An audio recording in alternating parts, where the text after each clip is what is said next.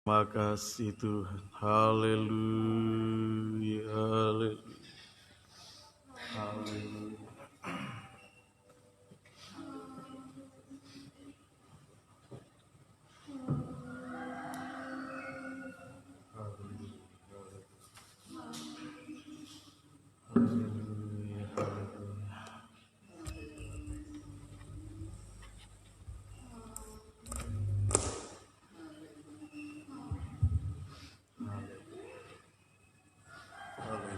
Terima kasih. Mari bersama kita bangkit berdiri. Kita menyanyikan sungguh manis, manislah Yesusku. Sungguh manis, manislah Yesusku. Sungguh heran, heranlah Yesusku. Sungguh ajaib, ajaiblah Yesusku. Kuasanya sungguh tak berubah. Sungguh manis, sungguh manis, manislah Yesusku. Sungguh heran, heranlah Yesusku. Sungguh ajaib, ajaiblah Yesusku. Kuasanya sungguh tak berubah. Sekali kita mengangkat tangan. Sungguh manis, manislah Yesusku. Haleluya. Sungguh heran, heranlah Yesusku.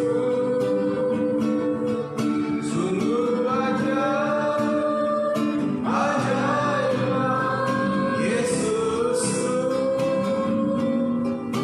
Kuasanya sungguh tak berubah. Kuasanya sungguh tak berubah. Kuasanya sungguh tak berubah. Haleluya. Terima kasih Tuhan. Sungguh manis Engkau dalam kehidupan kami. Kau mengerjakan yang terbaik di matamu untuk kehidupan kami semua. Kami menyadari jika kami boleh ada sore hari itu beribadah melayani Engkau, ini semua hanya karena kemurahan Tuhan, kebaikan Tuhan yang berlaku dalam kehidupan kami semua. Yang sudah menebus kami sehingga kami bangsa kafir yang jauh boleh menjadi dekat, bahkan dilayakkan untuk beribadah melayani Engkau, juga boleh menikmati pembukaan rahasia firman untuk didorong masuk pada persiapan kegenapan waktu, yakni penyatuan tubuh Kristus yang sempurna dengan Engkau sebagai kepala gereja. Terima kasih Tuhan, kami menyerahkan ibadah pelayanan kami dari awal, pertengahan hingga akhirnya dalam tangan kasih Engkau Yesus yang besar. Kau hadir dalam ibadah kami, Engkau mengerjakan pelayanan pendamaian dan pelayanan penyucian bagi kami. Biarlah Engkau mengurapi kami semua, mengurapi seluruh pelayan, mengurapi seluruh sedang jemaat, mengurapi setiap peralatan kami gunakan, juga jaringan internet, listrik, semua Engkau urapi. Umat-umat yang ikut ibadah secara online semuanya Engkau urapi Tuhan, sehingga ibadah pelayanan kami tidak kering tanpa arti. Ibadah kami boleh berkenan kepada Tuhan. Kuasa-kuasa iblis setan yang mau mengganggu, apapun bentuknya, kami bersatu panggil nama yang penuh kuasa untuk kami tolak usir, hancurkan pekerjaannya, yaitu dalam nama Tuhan Yesus. Darah Yesus yang berkuasa memberikan kemenangan bagi kami sekalian. Kebebasan Roh Kudus menjadi bagian kami. Terima kasih Tuhan. Terpuji nama menggerakkan jiwa-jiwa datang beribadah melayani-Mu. Juga gereja lain, persekutuan lain yang beribadah bersama dengan kami. Engkau juga memberkati mereka seperti Engkau berkati kami. Terutama satukan kami semua dalam satu firman pengajaran yang benar, membawa kami masuk dalam kesatuan tubuh Kristus yang sempurna. Dan Engkau segera datang kembali. Inilah doa kami. Kami buka habiskan ibadah kami dalam nama Tuhan Yesus Kristus. Kami berdoa mengucap syukur. Haleluya. Amin. Silakan. Bapak Ibu kasih dalam Tuhan, saya ucapkan selamat sore, salam sejahtera dalam kasih Tuhan Yesus Kristus. menyertai kita sekalian selama kita mau berbakti, memuji, mempermuliakan nama Tuhan. Kita menyanyikan nyanyian rohani 22, datang ke hadirat Tuhan dengan hati yang bersukacita. Datang ke hadirat Tuhan dengan hati yang penuh sukacita. Datang ke hadirat Tuhan dengan senyum dan muka yang gembira. Tanggalkan kebanyakan kesedihan yang ada di dalam hatimu. Dengan coba pujian, sambut airnya sang raja, dan duduk pun bersorak-sorai memuji Dia. Dan pohon-pohon pun bertepuk tangan memuji Dia. Sekalian kita di sini berkumpul dan memuji Dia. Yesus Tuhan Raja, Dialah yang bertapa di atas pujian. Kita makin pergi. Datang ke hadirat Tuhan dengan hati yang penuh sukacita. Datang ke hadirat Tuhan dengan senyum dan muka yang gembira. Tanggalkan kebanyakan kesedihan yang ada di dalam hatimu. Dengan coba pujian, sambut hadirnya sang raja, dan duduk bersorak-sorai memuji Dia. Dan pohon-pohon pun bertepuk tangan memuji Dia. Kalian kita di sini berkumpul dan memuji Dia. Yesus Tuhan Raja, Dialah yang bertapa di atas pujian dan gunung. Dan gunung-gunung pun bersorak-sorai memuji Dia. Dan pohon-pohon pun bertepuk tangan memuji Dia.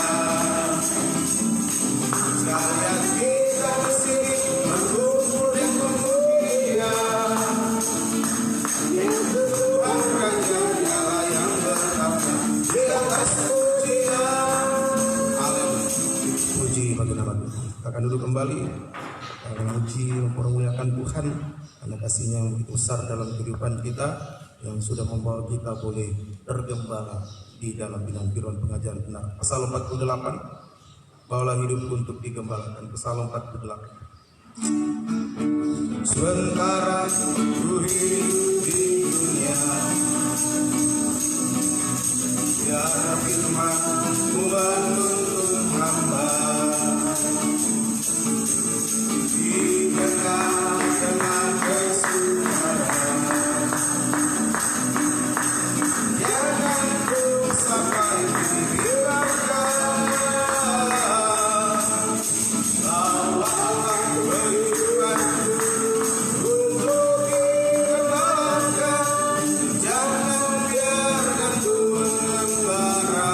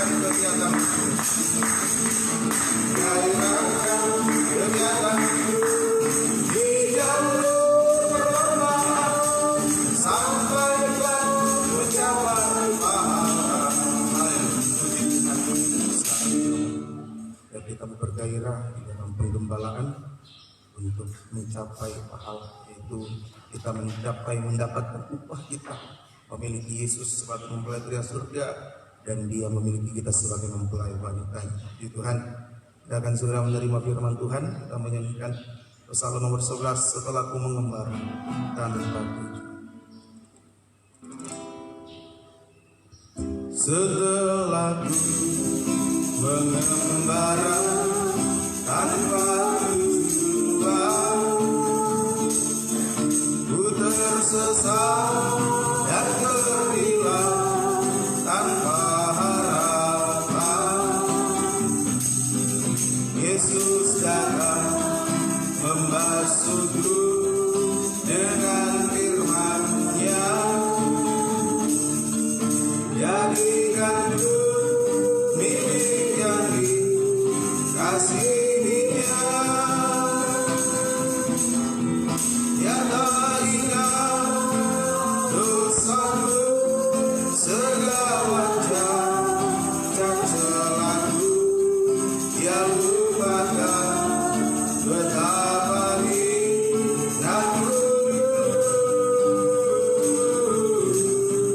hanya ini aku tahu, adalah kerinduannya senantiasa melakukan kehendaknya. Ayat 3 kita bangkit berdiri. Ya Tuhanku, terima kasih untuk firman-Mu yang beri jaminan bagi keselamatanku. Ku tak layak menerima anugerah-Mu, Tuhan terima persembahan hidup. Kita mengangkat tangan kanan. Ya ingat dosaku, segala cacat celahku Dia lupakan. Betapa hinaku hanya ini aku tahu, adalah kerinduannya senantiasa melakukan kehendaknya. Haleluya. Terima kasih Tuhan, Engkau selalu datang dengan firman untuk menyucikan baharui kami, sehingga kami boleh beralih dari manusia daging yang penuh dosa menjadi manusia rohani sampai suatu saat sama mulia seperti Engkau. Sebabnya saat ini kami rindu untuk duduk di bawah kaki mendengarkan firman. Nyatakanlah isi hati-Mu bagi kami dan urapi kami semua, mulai dari hamba-Mu untuk mampu menyampaikan firman dengan baik, dengan benar, dengan murni, sesuai kehendak dan kasih sayang Tuhan. Biar apa yang sudah dikerjakan itu yang diajarkan, sehingga tidak menjadi penipu di tengah-tengah sidang jemaat-Mu Tuhan. Urapi seluruh umat-Mu bisa mendengarkan firman yang suatu kebutuhan, mengerti, percaya akan firman-Mu, dan mampukan kami semua bisa melakukan firman. Kuasa-kuasa ibu setan yang mengganggu di saat kami mendengarkan firman, baik dalam bentuk kekerasan hati, roh ngantuk, pikiran mengembara, roh jahat, roh najis, kelemahan tubuh, sakit, penyakit, kami tolak usir semua, yaitu dalam nama Tuhan Yesus. Darah Yesus yang berkuasa memberikan kemenangan bagi kami sekalian. Terima kasih Tuhan, dengan segala kerendahan hati dan kesederhanaan kami mau sambut dan terima kebenaran firman-Mu. Dalam nama Tuhan Yesus kami berdoa mengucap syukur. Haleluya. Amin.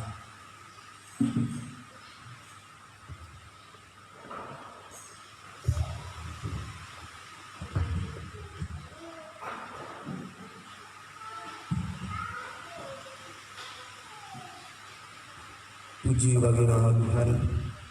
Bapak Ibu kasih dalam Tuhan, mari saya ucapkan salam damai sejahtera di dalam kasih Tuhan Yesus Kristus menyertai kita sekalian. Selamat kita mau memandang pribadi Tuhan di dalam firman-Nya. Tuhan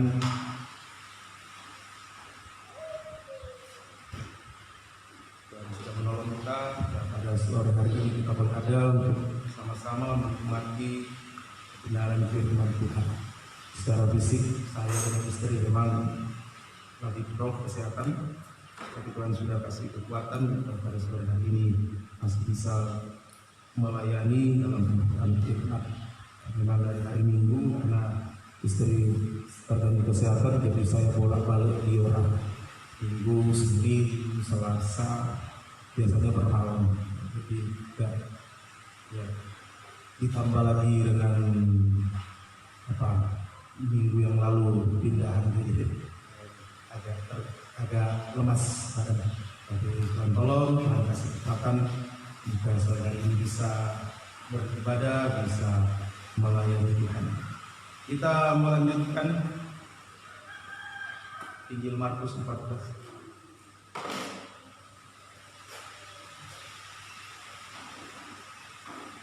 Kita membaca Markus 14 ayat 26 sampai ayat 31. Sesudah mereka menyanyikan nyanyian pujian, pergilah mereka ke Bukit Zaitun. Lalu Yesus berkata kepada mereka, "Kamu semua akan tergoncang imanku, sebab ada tertulis, aku akan memukul gembala dan domba-domba itu akan tercerai-berai. Akan tetapi sesudah aku bangkit, aku akan mendahului kamu ke Galilea."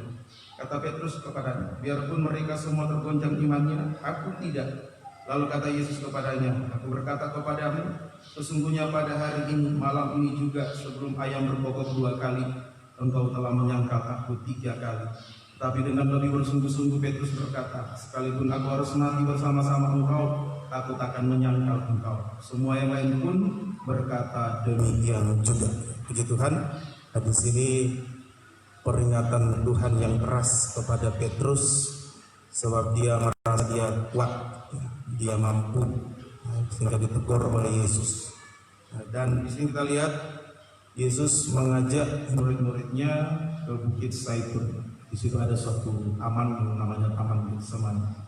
Bukit Zaitun, tempat pemerasan buah zaitun untuk menjadi minyak.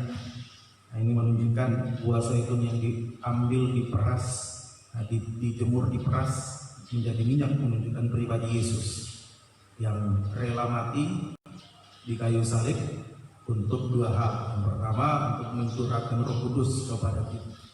Kalau Yesus tidak mati di kayu salib, Roh Kudus tidak dicurahkan kepada kita, kita tidak akan mampu di dalam melayani Tuhan, dalam menghadapi keadaan dunia akhir zaman ini.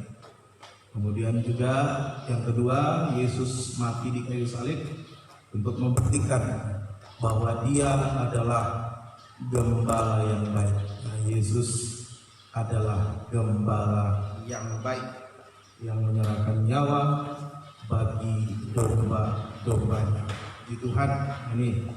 Nah, jadi sebagai timbal balik, maka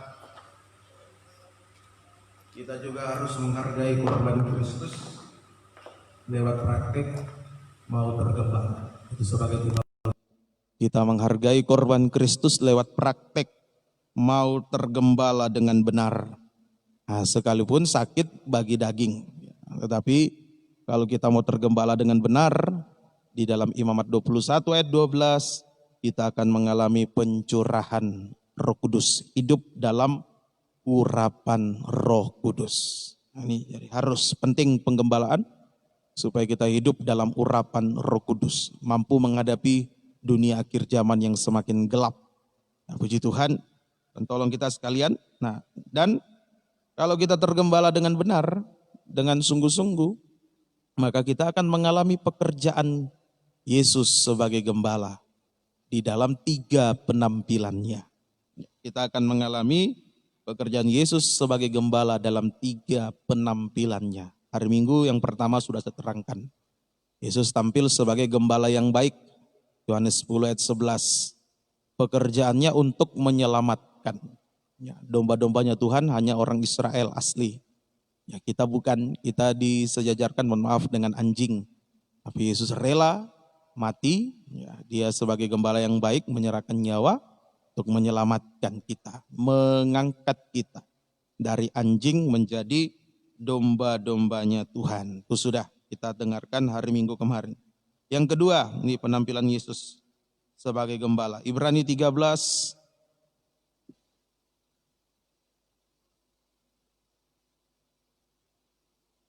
Ibrani pasal 13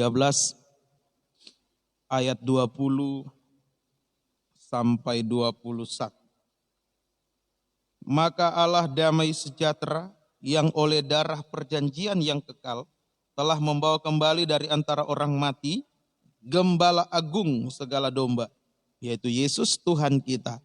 Kiranya memperlengkapi kamu dengan segala yang baik untuk melakukan kehendak-Nya dan mengerjakan di dalam kita apa yang berkenan kepadanya oleh Yesus Kristus. Bagi Dialah kemuliaan sampai selama-lamanya. Ini yang kedua. Penampilan Yesus yang kedua sebagai Gembala Agung. Yesus tampil sebagai Gembala Agung. Di sini pekerjaannya memperlengkapi kita dengan perkara yang baik. Nah, ini jadi dalam penggembalaan kita mengalami pekerjaan Yesus sebagai Gembala Agung yang memperlengkapi kita dengan segala perkara yang baik. Nah, apa itu perkara yang baik? Ada 3 perkara yang baik yang Tuhan perlengkapi kepada kita kalau kita tergembala. Yang pertama, hati nurani yang baik. Hanya dalam penggembalaan kita dapatkan hati nurani yang baik, yaitu hati yang mau melakukan kehendak Tuhan. Hati yang taat dengar-dengaran, tadi ya di ayat yang ke-21. Untuk melakukan kehendak-Nya. Ini hati nurani yang baik. Hati yang taat dengar-dengaran pada firman, pada kehendak Tuhan. Mari kita baca 1 Petrus 3 ayat 20 sampai 21.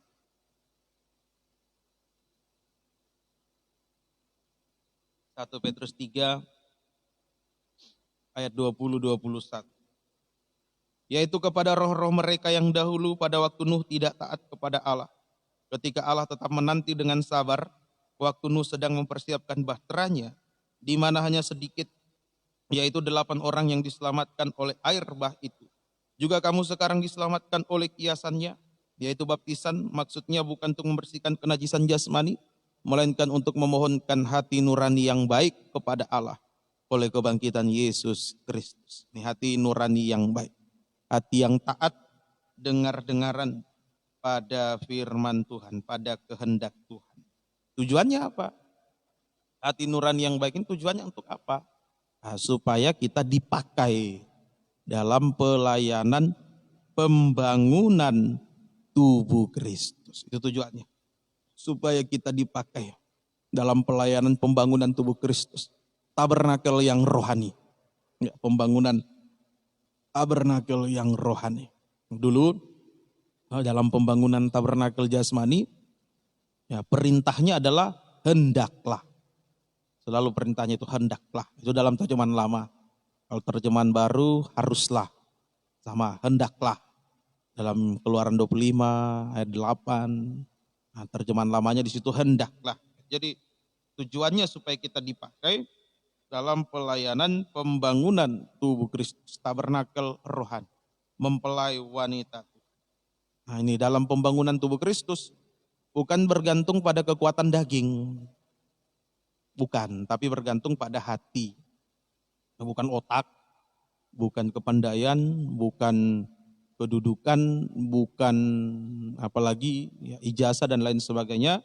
Tapi bergantung pada hati nurani yang baik. Nah, sebab kalau menggunakan kekuatan daging dalam melayani Tuhan, nanti bisa gagal seperti Musa. Musa coba-coba dia menggunakan kekuatan daging. 40 tahun dia dididik oleh hikmat Mesir, hikmat dunia. Dalam Kisah Rasul pasal 7 ayat 22 sampai 23. Dia dididik 40 tahun dengan hikmat dunia dan dia coba-coba melayani 2 orang malah membunuh. Nah, itu Musa. Coba melayani 2 orang malah membunuh. Ada satu bangsa Israel dipukul oleh orang Mesir.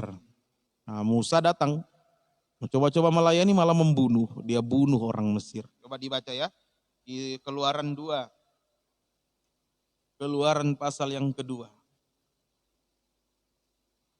Keluaran pasal yang kedua.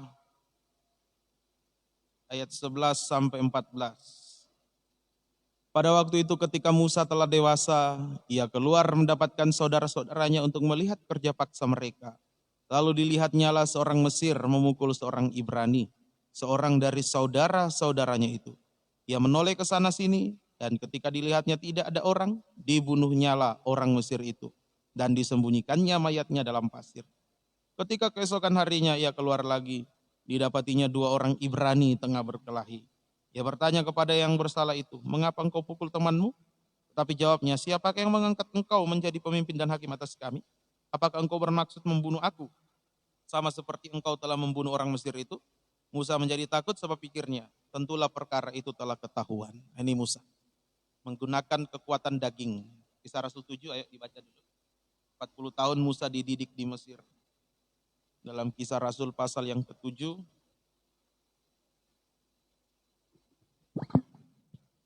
Kisah Rasul pasal yang ke-7 ayat yang ke-22 sampai 23.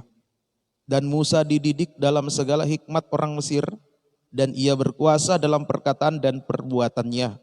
Pada waktu ia berumur 40 tahun, timbullah keinginan dalam hatinya untuk mengunjungi saudara-saudaranya, yaitu orang-orang Israel.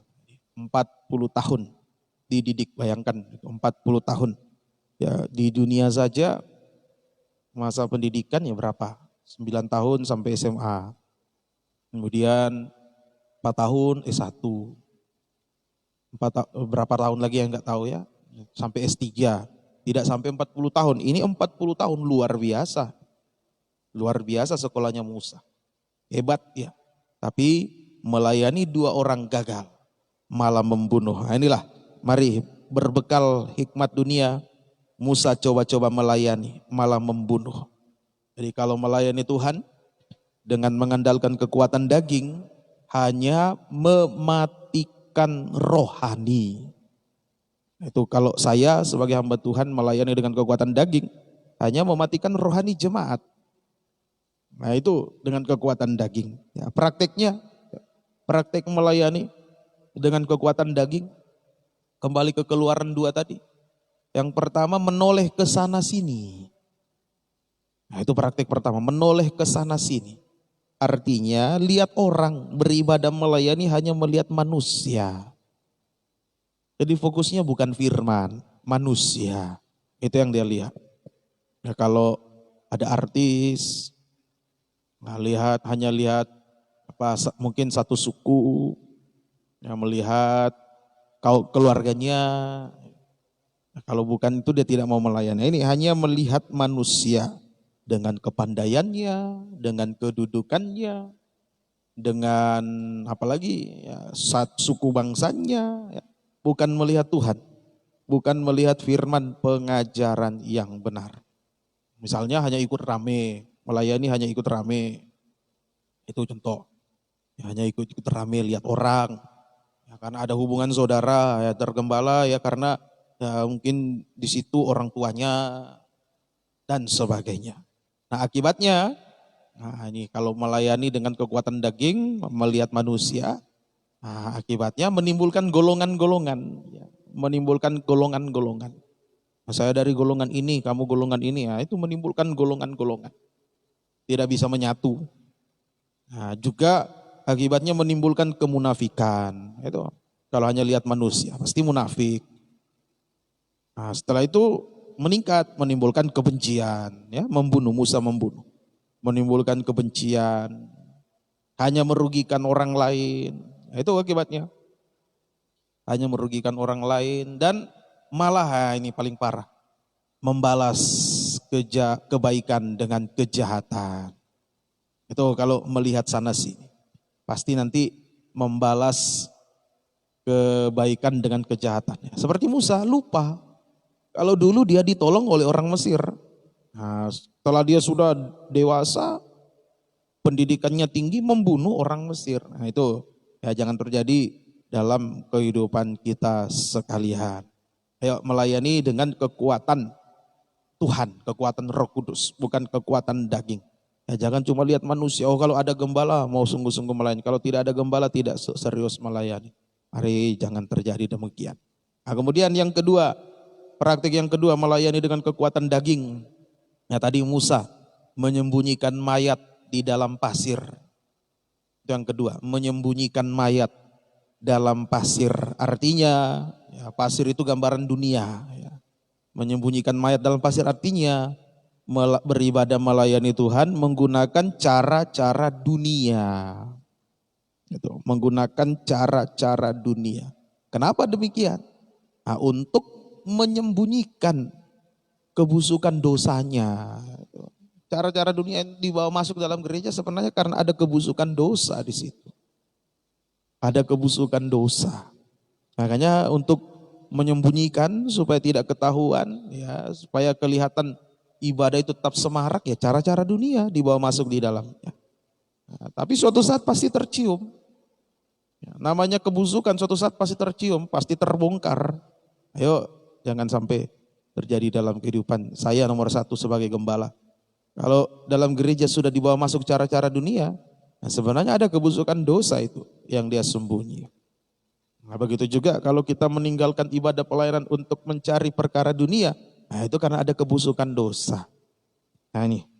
Lalu yang ketiga, praktik yang ketiga, ya melayani, ya ini kalau sudah dengan kekuatan daging pasti melayani dengan emosi daging.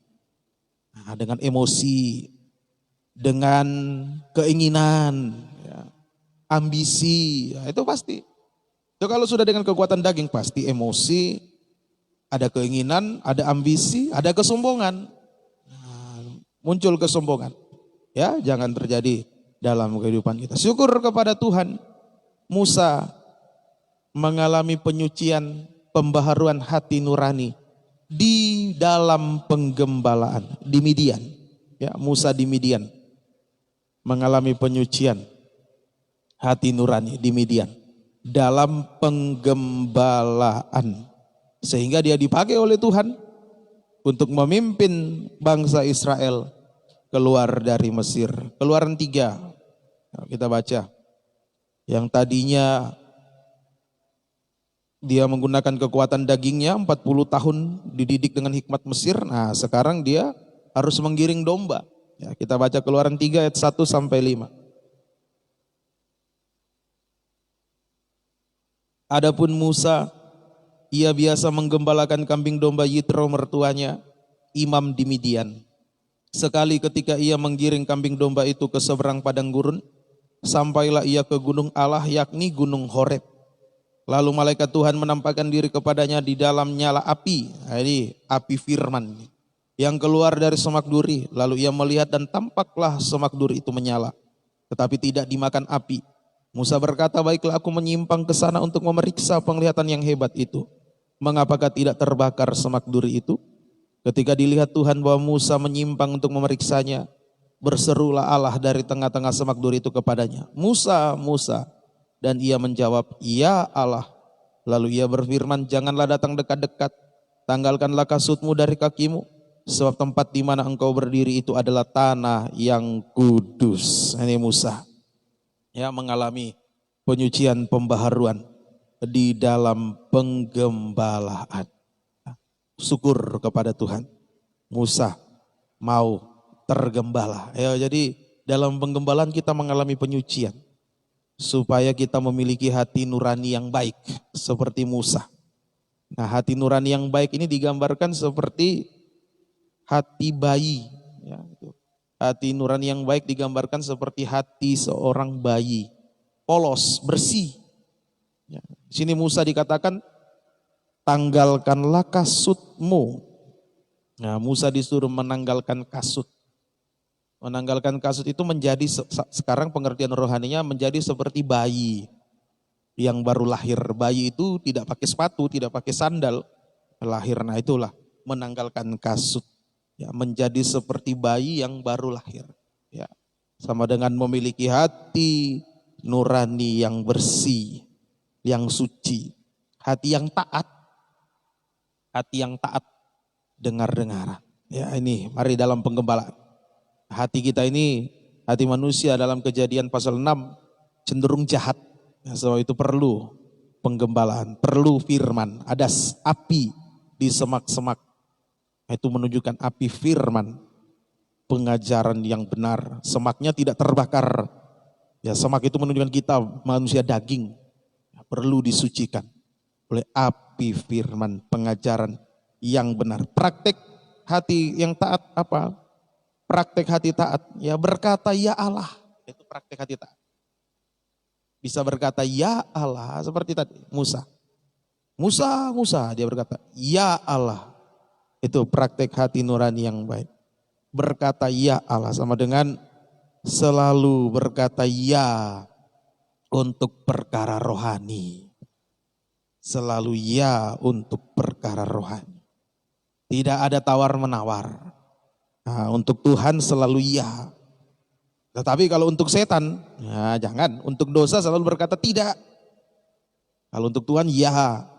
Untuk setan tidak. Nah, itulah hati nurani yang baik. Nah, inilah letak keberhasilan pelayanan kita. Nah, ini Musa. Yang pertama Tuhan gembleng, Tuhan asuh hatinya. Tuhan lihat di Mesir Musa melayani. Mau niatnya baik, mau melayani. Tapi sayang kekuatan daging. Sehingga dia gagal. Malah membunuh. Nah, dalam penggembalaan hati nurani diasuh. Puji bagi nama Tuhan. Nah, kalau hati sudah taat, nah, pasti bisa saling mengasihi. 1 Petrus 1 ayat 22. Kalau hati sudah taat bisa saling mengasihi, ya, sehingga bisa saling menyatu. Itu hati nurani yang taat. Saling mengasihi, saling menyatu. Ya, kita baca 1 Petrus 1 22. Karena kamu telah menyucikan dirimu oleh ketaatan kepada kebenaran, sehingga kamu dapat mengamalkan kasih persaudaraan yang tulus ikhlas. Hendaklah kamu bersungguh-sungguh saling mengasihi dengan segenap hatimu. Nah, kalau sudah taat, bisa saling mengasihi, bisa saling menyatu mulai dari dalam nikah. Suami taat, istri taat, pasti bisa saling mengasihi, saling menyatu. Nah itu dalam penggembalaan, gembala taat, jemaat taat, saling mengasihi, saling menyatu. Ini ya yang pertama ya, perlengkapan baik dari gembala agung, yaitu segala yang baik, hati nurani yang baik, hati yang taat, dengar-dengar, yang membuat kita bisa hidup suci, bisa saling mengasihi, saling menyatu. Nah, perlengkapan yang kedua, ya, perlengkapan yang baik yang kedua adalah jabatan pelayanan dan karunia Roh Kudus. Nah, itu dibaca Efesus 4. Saya mohon kekuatan dari Tuhan semampunya ya bisa menyampaikan firman. Nah, kemarin hari Rabu juga dipercaya melayani di Tentena karena opa sakit. Kalau mau ikuti daging sebenarnya tidak mampu juga. Ya, tapi karena opa sakit jadi saya dipercaya melayani. Pulang dari Tentena memang tambah drop karena bodohnya saya. Keluar dari pastori ke mobil hujan, ya paksa saja terobos hujan.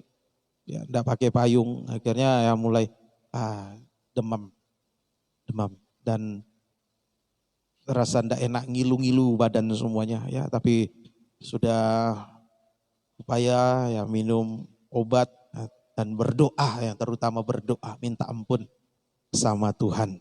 Ya, Tuhan berikan kekuatan. Kita baca Efesus 4, 11, 12 dan ayat 7. Dan ialah yang memberikan baik rasul-rasul maupun nabi-nabi, baik pemberita-pemberita Injil maupun gembala-gembala dan pengajar-pengajar, untuk memperlengkapi orang-orang kudus bagi pekerjaan pelayanan, bagi pembangunan tubuh Kristus. 7. Tetapi kepada kita masing-masing telah dianugerahkan kasih karunia menurut ukuran pemberian Kristus. Nih perlengkapan yang kedua. Jabatan pelayanan dan karunia Roh Kudus. Nah, kalau sudah taat, suci, nah pasti Tuhan perlengkapi dengan jabatan pelayanan dan karunia Roh Kudus. Untuk dipakai dalam pelayanan pembangunan tubuh Kristus. Mari, nah, penekanannya untuk melayani Tuhan itu suci. Ya. Taat suci itu penekanannya. Bukan hebat, jago. Bukan, taat dan suci. Semoga kita bisa mengerti. Ya, setelah dipakai, tetap jaga hati. Nah ini kadang-kala yang banyak terjadi, sudah dipakai, tidak menjaga hati. Ya, menjadi bangga, sombong, ya itu ambisi, ya itu jangan terjadi. Ya setelah dipakai, ayo jaga hati, tetap hati yang suci, hati nurani yang baik. Dan karunia-karunia dari Tuhan itu kepada tiap orang berbeda-beda. Jadi kita jangan iri ya, karena karunia kepada setiap orang itu beda-beda, jangan iri. Kalau ada karunianya lebih dari kita, ada karunianya lebih banyak dari kita, jangan iri, jangan iri. Masing-masing dipakai oleh Tuhan menurut kadar dari Tuhan. Ya. Nah ini masing-masing dipakai oleh Tuhan. Sekalipun dia lampu 5 watt, tapi dipakai menerangi kamar yang kecil. Nah ini dipakai. Nah, kalau dia lampunya 100 watt, dia dipakai menerangi ruangan yang besar. Sama-sama dipakai untuk menerangi, jadi jangan iri kita. Ya di dalam 1 Korintus juga jelaskan di situ. Kemuliaan bintang yang satu dengan bintang yang lain berbeda-beda. Jangan iri. Semoga kita bisa mengerti. Kalau ada yang lebih dipakai dari kita dukung dalam doa dan kita teladani. Ya ini yang benar. Ini jabatan pelayanan dan karunia Roh Kudus. Ini yang kedua. Ya, perlengkapan yang baik dari Tuhan. Jabatan pelayanan dan karunia Roh Kudus. Ya. Lagi perlengkapan yang ketiga. Yang baik. Ya, kalau kita tergembala. Ya, perlengkapan yang ketiga. Efesus 6. Efesus pasal yang ke-6.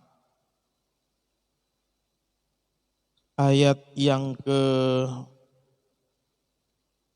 mulai dari ayat 10 sampai ayat 20, tapi kita baca lompat-lompat saja beberapa ayat. Ayat 10 mulai, judulnya perlengkapan rohani.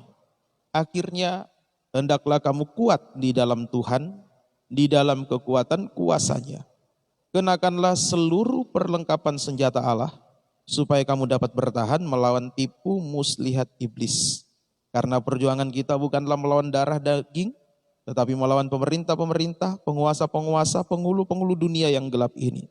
Melawan roh-roh jahat di udara. Sebab itu ambillah seluruh perlengkapan senjata Allah, supaya kamu dapat mengadakan perlawanan pada hari yang jahat itu. Dan tetap berdiri sesudah kamu menyelesaikan segala sesuatu. Ayat 14, seterusnya langsung lompat saja. Ayat 18, dalam segala doa dan permohonan. Berdoalah setiap waktu di dalam roh dan berjaga-jagalah di dalam doamu. Dengan permohonan yang tak putus-putusnya untuk segala orang kudus. Juga untuk aku, supaya kepada aku jika aku membuka mulutku dikaruniakan perkataan yang benar. Agar dengan keberanian aku memberitakan rahasia Injil yang kulayani sebagai utusan yang dipenjarakan. Berdoalah supaya dengan keberanian aku menyatakannya sebagaimana seharusnya aku berbicara. Ini yang ketiga, perlengkapan senjata Allah. Ya, ini perlengkapan senjata Allah. Ya, sesudah melayani, ya kita diperhadapkan dengan tantangan-tantangan. Bukan berarti sudah melayani enak-enak seperti Musa. Sudah diperlengkapi jabatan oleh Tuhan, karunia. Dia harus menghadapi tantangan Firaun dan pengikut-pengikutnya yang keras hati. Nah itu juga kita hadapi sekarang. Sesudah memiliki jabatan, ya kita harus memiliki senjata Allah, perlengkapan senjata Allah. Kenapa? Ya tadi di ayat yang ke-10, 11 itu. Sebab kita menghadapi tipu muslihat iblis. Makanya perlu perlengkapan senjata Allah. Kita menghadapi tipu muslihat iblis. Ya, juga roh-roh jahat di udara, itu kita hadapi. Ya, udara ini sudah tidak steril lagi, sudah dikuasai oleh roh-roh jahat. Jadi di mana-mana ada roh jahat, di kamar mandi, di tempat-tempat tersembunyi pun ada roh jahat. Ada udara di situ. Nah makanya kita perlu perlengkapan senjata Allah, kalau tidak kita KO. Ya, kenapa banyak sudah melayani, dipakai, tiba-tiba jatuh, merosot, hilang. Ya karena itu tidak punya perlengkapan senjata Allah. Ya sudah tergembala, merasa puas dipakai. Sudah dipakai merasa puas, nah, tidak mau berjuang untuk memiliki perlengkapan senjata. Salah satu, ya saya tidak terangkan lagi banyak panjang lebar perlengkapan senjata Allah. Ya perlengkapan senjata Allah itu tadi baju zirah dan sebagainya. Ya berikat pinggang, kebenaran, kemudian berkasutkan kerelaan hati untuk berkorban. Itu sudah pernah saya terangkan dalam ibadah ya di tahun yang lalu sudah ada saya terangkan itu. Nah sekarang kita lihat salah satu yang harus ada pada kita. Salah satu ini malah ini yang senjata yang paling utama yang harus ada. Ya, tadi ayat yang ke-18 sampai 20. Doa penyembahan. Itu salah satu contoh senjata. Dalam keadaan tidak berdaya, lemas, ya tinggal haleluya.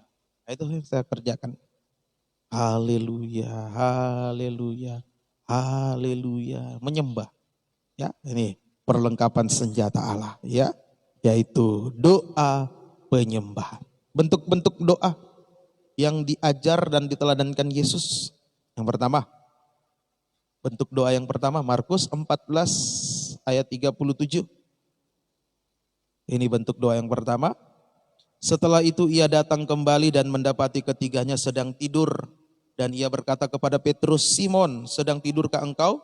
Tidakkah engkau sanggup berjaga-jaga 1 jam? Nah ini bentuk doa yang pertama. Doa 1 jam. Doa 1 jam ini penyembahan 1 jam. Bukan doa minta, mohon Yesus tolong saya ini sampai 1 jam. Bukan. Doa 1 jam ini maksudnya penyembahan 1 jam. Nah, supaya kita tidak jatuh dalam pencobaan.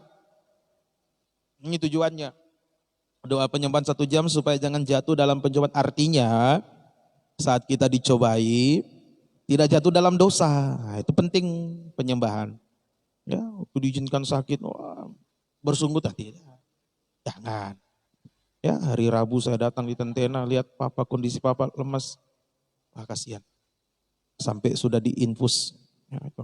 Karena tidak bisa masuk, tidak bisa makan. Ya, lalu papa bilang, tolong siap ngana sebentar sore. Papa mau upayakan melayani, tapi ngana juga siap sore. Pulang dari Tentena, mulai drop. Mulai drop kesehatan. Aduh, ini mau melayani sorenya. 3:30 ditelepon kepastiannya. Papa tidak bisa melayani. Ngana melayani. Oh, Tuhan tolong. Nah, ini mau kasih tinggal istri dalam keadaan sakit juga. Ya, ini sakit. Ya, inilah terlalu forsir, mungkin kecapean. Ya, saya rasa ini yang agak yang terganggu ini di dalam lambungnya, perutnya saya, rongga perut ini. Ya ini, doa darah Yesus. Darah, saya berdoa, menyembah. Ya tidak menghalangi untuk tidak menyembah, ya tetap menyembah. Tadi menyembah juga, ya tetap menyembah. Sekalipun posisinya berbaring, haleluya, haleluya. Ya, Tuhan kasih kekuatan. Tuhan kasih kekuatan. Jangan takut, bukan gejala COVID ini ya. Ya sudah dijemput tadi naik mobil, digembala COVID. Ya tidak. Ya, ini gangguan di lambung pencernaan saya. Itu yang membuat lemas sekali. Ya ini makan tadi saya minta air gula. Ya ini Tuhan tolong kita. Ini kita mohon kepada Tuhan saat dalam pencobaan kita tidak jatuh dalam dosa. Tetap bersandar, tetap berharap kepada Tuhan. Ini doa yang pertama. Yang kedua doa puasa. Matius 4 ayat 4. Ini yang diteladankan Yesus, doa puasa. Tetapi Yesus menjawab, ada tertulis manusia hidup bukan dari roti saja, tetapi dari setiap firman yang keluar dari mulut Allah. Ya mulai dari ayat 1 ya, boleh dibaca. Ayat 1, maka Yesus dibawa oleh roh ke padang gurun untuk dicobai iblis. Dan setelah berpuasa 40 hari 40 malam. Akhirnya laparlah Yesus dan seterusnya. Ini doa puasa. Ini doa puasa. Nah, tujuannya supaya menang menghadapi pencobaan. Nah, kalau tadi doa penyembahan 1 jam supaya jangan jatuh dalam pencobaan. Ketika dicobai tidak berbuat dosa. Nah, doa puasa supaya menang menghadapi pencobaan. Ketika kita dicoba ya puasa. Dalam keadaan sakit puasa. Nah itu doa puasa. Semoga kita bisa mengerti. Nih doa puasa juga ini untuk memantapkan jabatan kita, pelayanan kita. Tuhan tolong kita, ini doa puasa. Ya, Matius 4:4. Nah, kemudian doa yang ketiga yang diajar oleh Tuhan, doa semalaman. Ya, semoga nanti bisa kita gelar juga di sini. Doa semalaman, Lukas 6 ayat 12. Lukas pasal yang ke-6 ayatnya yang ke-12. Lukas 6 ayat 12. Pada waktu itu pergilah Yesus ke bukit untuk berdoa dan semalam-malaman ia berdoa kepada Allah. Tambah 13, ketika hari siang ia memanggil murid-muridnya kepadanya lalu memilih dari antara mereka 12 orang yang disebutnya rasul. Ini doa semalam-malaman. Nah, tujuannya untuk memantapkan jabatan pelayanan kita. Sehingga kita tidak gampang-gampangan melepaskan jabatan pelayanan. Tuhan sudah percayakan jabatan pelayanan dan karunia Roh Kudus, tidak gampang-gampangan kita lepas. Nah ini, kalau ada kesempatan melayani, kalau tidak melayani. Tidak demikian. Makanya perlu doa semalaman juga untuk menjaga jangan ada roh Yudas dalam diri kita. Ya, di dalam Lukas ini. Di situ ada Yudas pengkhianat. Jangan ada roh pengkhianatan. Roh Yudas di dalam kehidupan kita sekalian. Puji Tuhan. Inilah perlengkapan dari Tuhan. Ya, yang baik, yang pertama hati nurani yang baik, hati yang taat, hati yang suci. Nah, sehingga yang kedua pasti diperlengkapi jabatan pelayanan karunia Roh Kudus. Yang ketiga ada perlengkapan senjata Allah. Salah satunya doa penyembahan. Doa penyembahan dan firman pengajaran benar atau pedang firman tidak bisa dipisahkan. Ini kadang kita masih kurang. Pengajaran sudah ada, tapi doanya masih kurang. Nah, dua hal ini tidak bisa dipisah. Coba kembali ke Efesus tadi ya. Efesus 6 ayat 17-18. Baca ulang. Efesus 6 ayat 17-18. Dan terimalah ketopong keselamatan dan pedang roh yaitu firman Allah. Firman Allah dalam segala doa dan permohonan. Firman Allah dalam segala doa dan permohonan. Nah, jadi doa penyembahan dan pedang firman pengajaran benar tidak bisa dipisahkan. Tidak bisa. Ya. Fungsi pedang firman pengajaran benar adalah merobek daging, itu fungsinya. Merobek daging. Penyembahan memampukan kita masuk perobekan daging. Nah, ini. Jadi ketika kita dengar firman kita tidak mampu, ayo penyembahan. Penyembahannya kita tingkatkan. Supaya kita bisa menerima perobekan daging. Sekali lagi, pedang firman pengajaran itu tujuannya merobek. Ya, kena pedang disayat, dirobek. Ya, daging kita yang tidak berbenar dirobek. Nah, kalau tidak ada penyembahan, daging kita akan berontak. Nah, makanya perlu penyembahan. Penyembahan memampukan kita untuk merobek daging. Kalau ditambah lagi dengan doa puasa, doa semalaman, mempercepat proses perobekan daging. Nah, jadi kalau Bapak Ibu rasa daging tebal, ya, dagingnya banyak bersuara, ya, tidak bisa nurut, tidak bisa diatur, ayo penyembahan. Masih juga bersuara, ya puasa. Masih bersuara semalaman, doa semalaman. Nah ini mempercepat proses perobekan daging. Sebab itu, mari biarlah ibadah-ibadah kita, ya, pendalaman Alkitab itu jangan dilalaikan. Itu ada persekutuan dengan pedang firman. Nah, doa penyembahan, ibadah doa penyembahan juga jangan dientengkan. Dua hal ini tidak boleh dientengkan. Termasuk ibadah raya, jangan dientengkan, jangan. Nah, nih, kalau ada pedang firman, lalu ada doa penyembahan, oh luar biasa. Kita akan terhindar dari satu. Nah, ini, kalau ada doa penyembah, ada pedang firman, ya, pengajaran benar, lalu kita isi dengan doa penyembahan untuk merobek daging, nah, kita akan dihindarkan Tuhan dari dua hal. Yang pertama, Wahyu 12 ayat 17. Maka marahlah naga itu kepada perempuan itu. Marahlah naga. Kemarahan naga, kemarahan setan diwujudkan dengan tampilnya antikris. Lalu pergi memerangi keturunannya yang lain yang menuruti hukum-hukum Allah, punya firman dan memiliki kesaksian Yesus. Ada kesaksian Roh Kudus. Tapi satu yang tidak punya, penyembahan.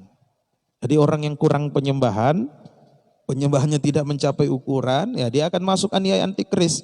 Berarti kalau ada pedang firman lalu ada doa penyembahan, ya kita dihindarkan dari aniaya antikris. Terhindar.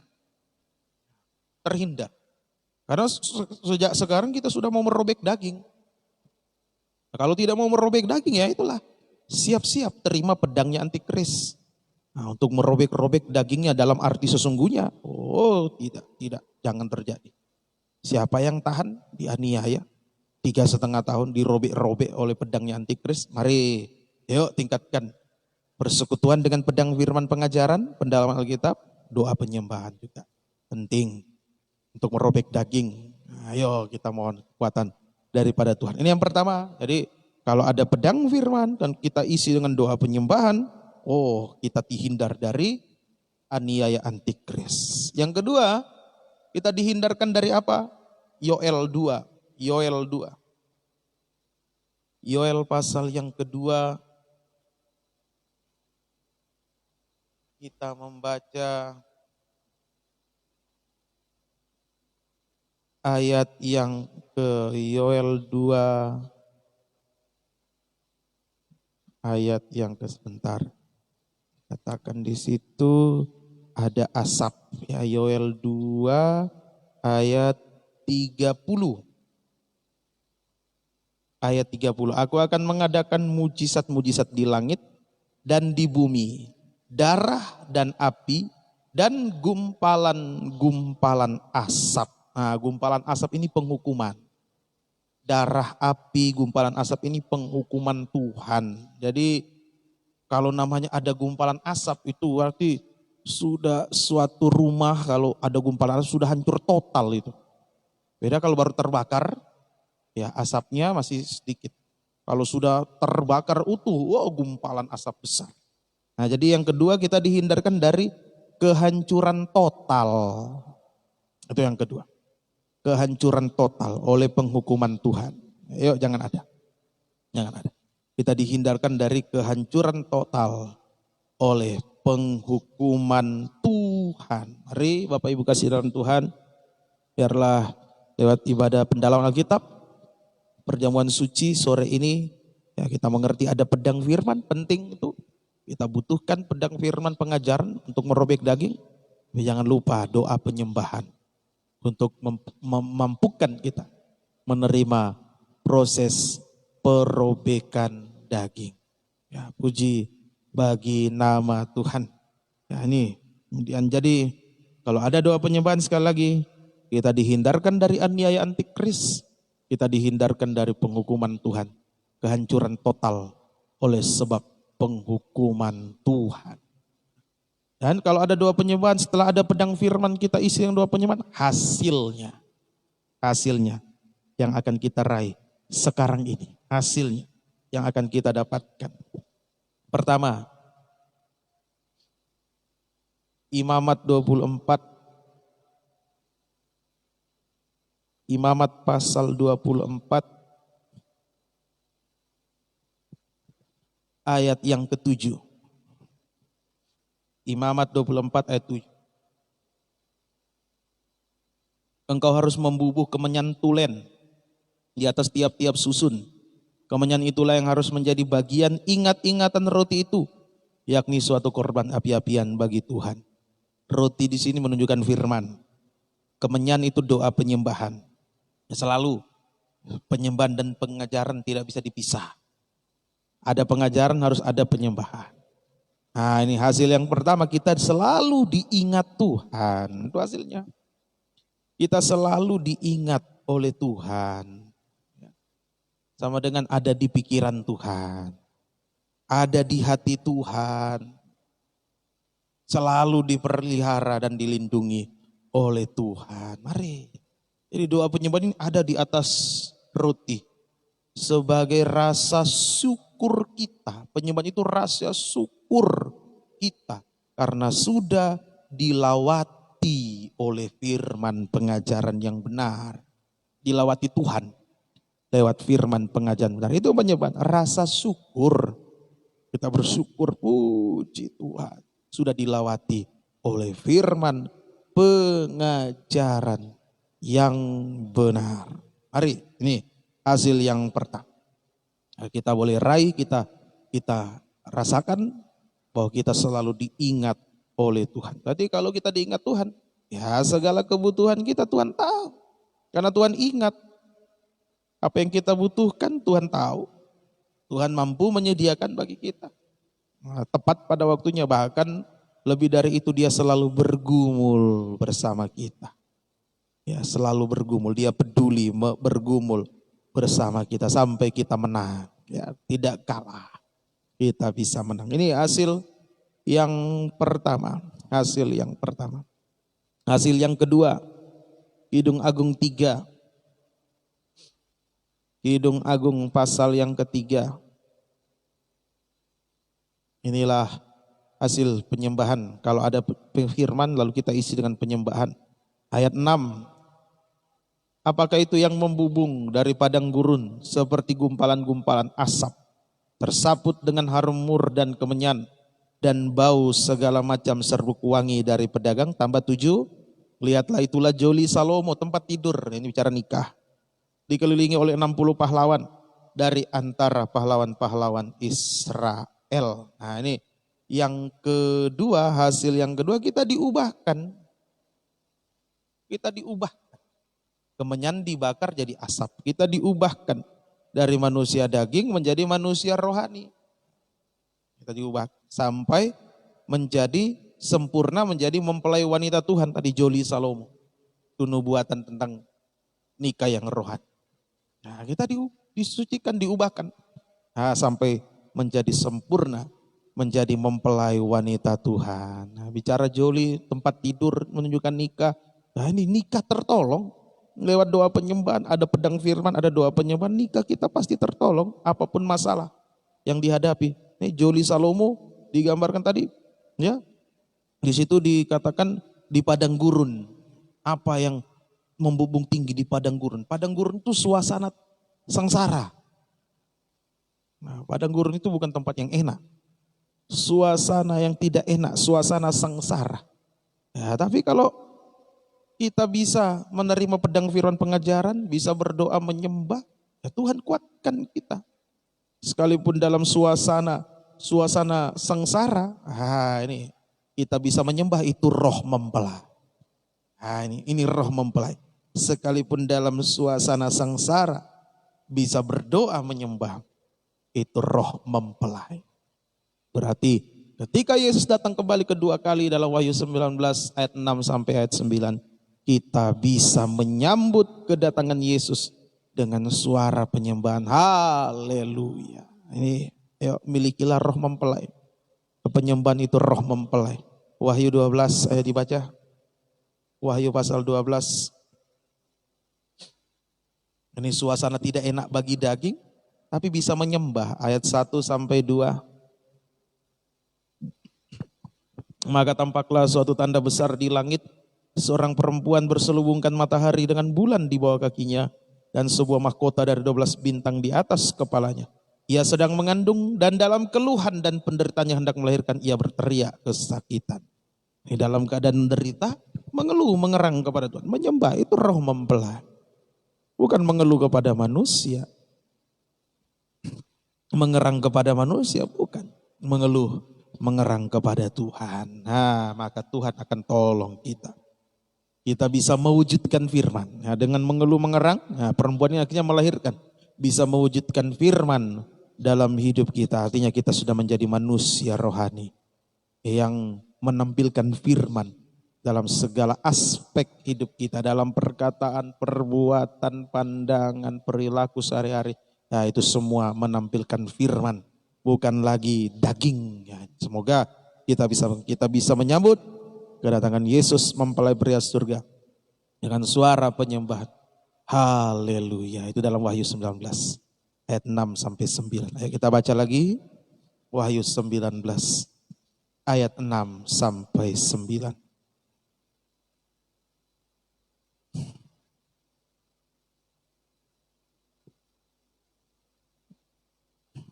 Lalu aku mendengar seperti suara himpunan besar orang banyak, seperti desau air bah dan seperti deru guru yang hebat, katanya, haleluya, karena Tuhan Allah kita yang Maha Kuasa telah menjadi Raja. Marilah kita bersuka cita dan bersorak-sorai dan memuliakan Dia, karena hari perkawinan anak domba telah tiba dan pengantinnya telah siap sedia. Dan kepadanya dikaruniakan supaya memakaikan lenan halus yang berkilau-kilauan dan yang putih bersih. Lenan halus itu adalah perbuatan-perbuatan yang benar dari orang-orang kudus. Lalu ia berkata kepada aku, tuliskanlah, berbahagialah mereka yang diundang ke perjamuan kawin anak domba. Katanya lagi kepadaku, perkataan ini adalah benar, perkataan-perkataan dari Allah. Perkataan ini benar, perkataan dari Allah itu pengajaran yang benar. Di ayat 6 penyembahan, sekali lagi, pengajaran penyembahan tidak bisa dipisah. Ketika menyambut Yesus, kedatangan Yesus kedua kali, nah, hanya bisa disambut oleh orang yang punya pengajaran benar, ada penyembahan. Dan ada penyembahan. Semoga kita mau tingkatkan di hari-hari terakhir ini untuk kita bisa menyembah Tuhan, menerima firman, pengajaran yang benar. Puji Tuhan, sekalipun dalam suasana sengsara bagi daging, bisa berdoa menyembah. Karena kita melihat di depan kita ada perjamuan suci. Yesus rela menderita untuk menghadapi salib. Markus pasal 9, Matius 17, ya, Lukas 9, di atas gunung Yesus berdoa menyembah untuk menghadapi salib.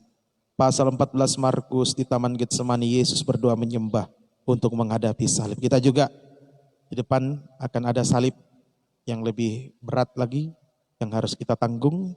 Ya, sengsara-sengsara karena ibadah, karena pengajaran benar tanpa dosa. Nah, kita akan terima itu, tapi biarlah kita isi dengan doa penyembahan supaya kita kuat, kita bertahan sampai pada akhirnya kita sempurna menjadi mempelai wanita Tuhan. Di depan ada perjamuan suci yang kita akan terima.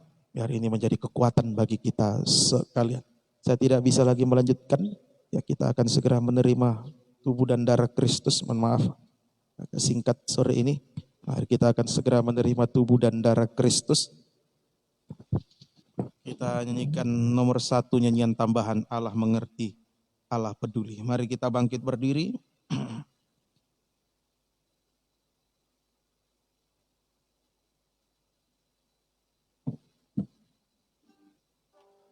Banyak perkara yang tak dapat ku mengerti.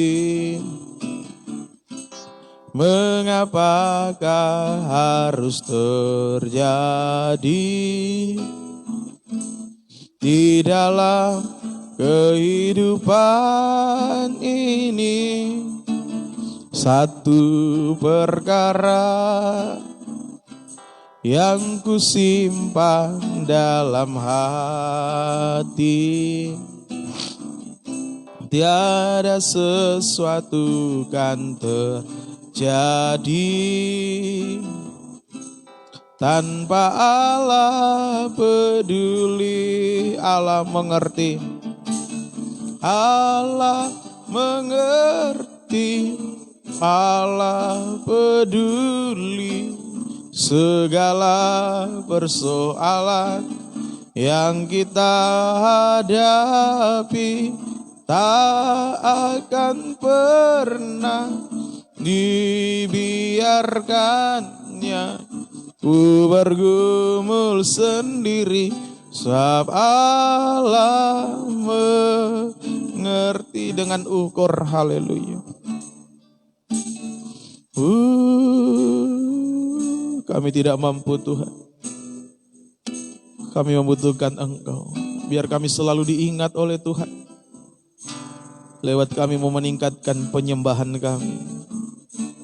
Sekalipun di suasana padang gurun, ada asap kemenyan, ada doa penyembah naik. Haleluya. Haleluya. Haleluya. Haleluya. Lagi. Haleluya.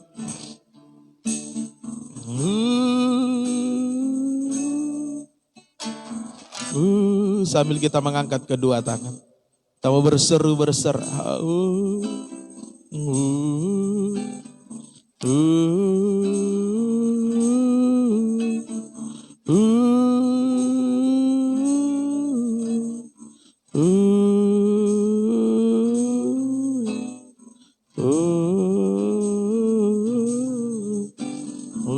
Kita sembah Dia. Haleluya. Haleluya. Haleluya. Haleluya. Haleluya.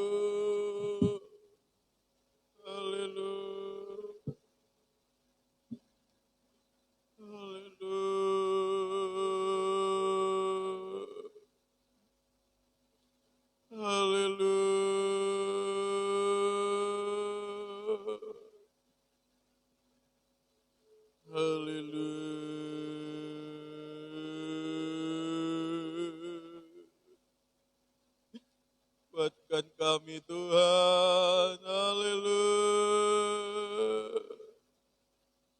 Haleluya.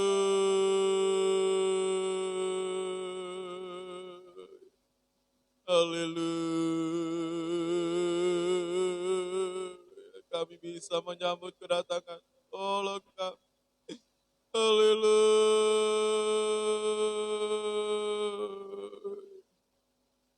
Haleluya. Haleluya. Haleluya.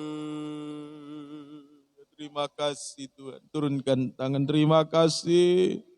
Terima kasih Engkau yang menguatkan kami. Menolong kami menghadapi suasana padang gurun. Tetap menaikkan asap penyembahan kepada Tuhan. Meneladani Engkau menghadapi salib, Engkau berdoa. Menyembah Bapa di surga. Biar kami juga mau mempraktekkannya dalam hidup kami semua. Terima kasih Tuhan. Terima kasih pelayan perjamuan suci tampil di depan. Sucikan kami semua. Sucikan hamba-Mu, pelayan-Mu, sucikan. Layakan kami menerima tubuh dan darah-Mu Tuhan. Bukan menjadi kecelakaan kebinasaan bagi kami.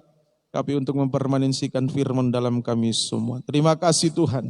Sambut terima tubuh dan darah-Mu. Dalam nama Tuhan Yesus kami berdoa mengucap syukur. Haleluya. Amin. Allah mengerti. Allah peduli. Segala persoalan yang kita hadapi. Dan pernah dibiarkannya ku bergumul sendiri, sebab Allah mengerti. Allah mengerti. Allah mengerti. Allah peduli. Segala persoalan yang kita hadapi tak akan pernah dibiarkannya ku bergumul sendiri, sebab Allah mengerti. Tak akan pernah dibiarkannya, tak akan pernah dibiarkannya ku bergumul sendiri, sebab Allah mengerti. Haleluya. Kita mengangkat tubuh Kristus sebelah kanan. Haleluya, ini daging-Mu Tuhan yang Kau berikan kepada kami.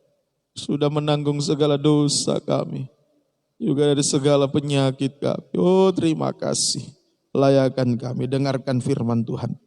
Sebab apa yang telah kuteruskan kepadamu telah aku terima dari Tuhan, yaitu bahwa Tuhan Yesus pada malam waktu Ia diserahkan mengambil roti, dan sesudah itu Ia mengucap syukur atasnya.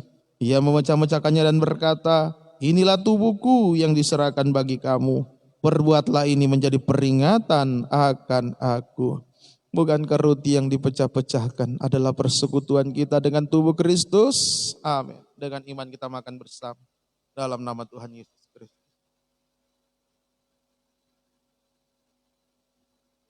Haleluya. Angkat Tuhan berkat. Terima kasih. Ini darah-Mu, darah perjanjian. Kalau tangan kiri bisa diletakkan di tempat yang sakit, letakkan tempat yang sakit. Haleluya. Ada masalah pergumulan apapun, letakkan di dada tangan kiri. Yakin kuasa firman dan perjuangan suci lebih dari segala-galanya. Mampu menyelesaikan segala masalah, menyembuhkan penyakit, menyucikan dari segala dosa. Haleluya. Dengarkan firman Tuhan. Demikian juga Ia mengambil cawan sesudah makan lalu berkata, cawan ini adalah perjanjian baru yang dimeteraikan oleh darahku.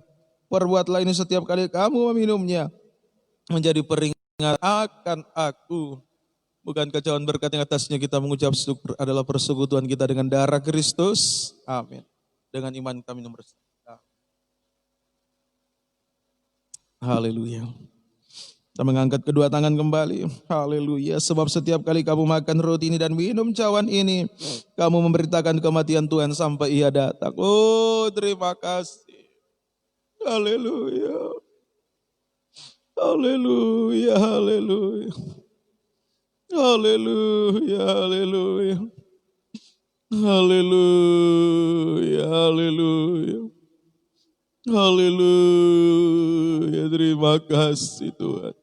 Terima kasih Tuhan buat firman-Mu. Terima kasih buat tubuh dan darah-Mu.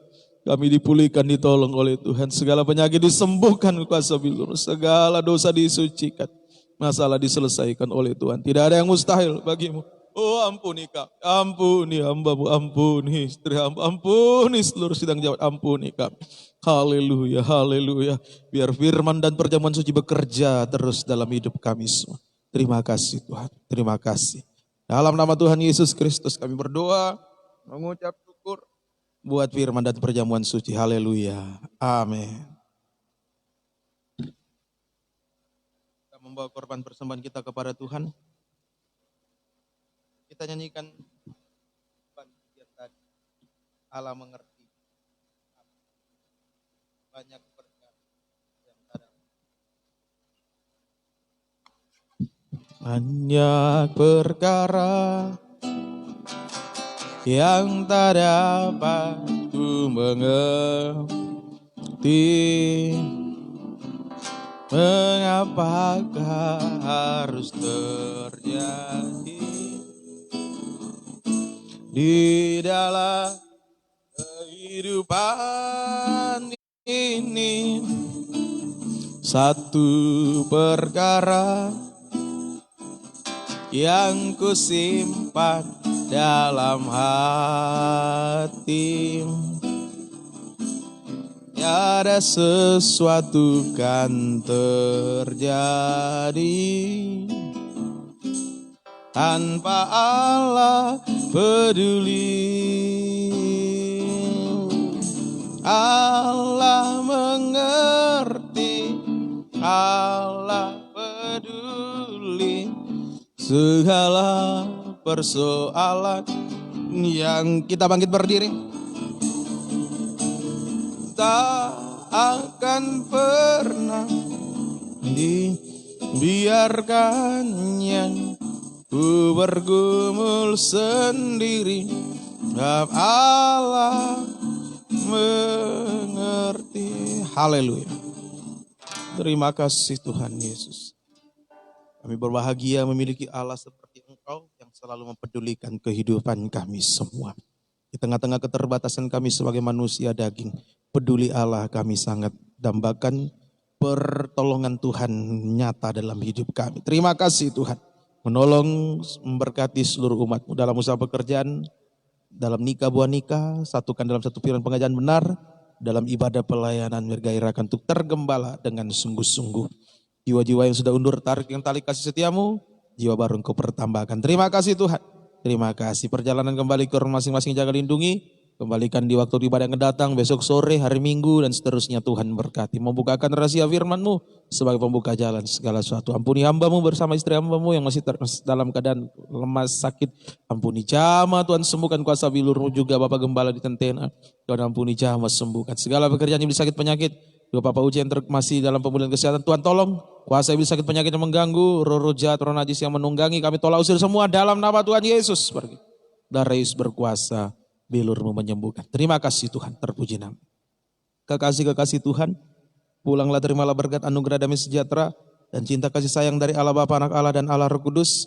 Di dalam nama Tuhan Yesus Kristus menyertai kita sekalian mulai saat ini sampai Yesus datang kembali sebagai mempelai pria surga, menjemput kita mempelai wanitanya yang sempurna. Kami akhiri ibadah kami dalam nama Tuhan Yesus kami berdoa. Haleluya. Amin. Selamat sore, Tuhan Yesus memberkati.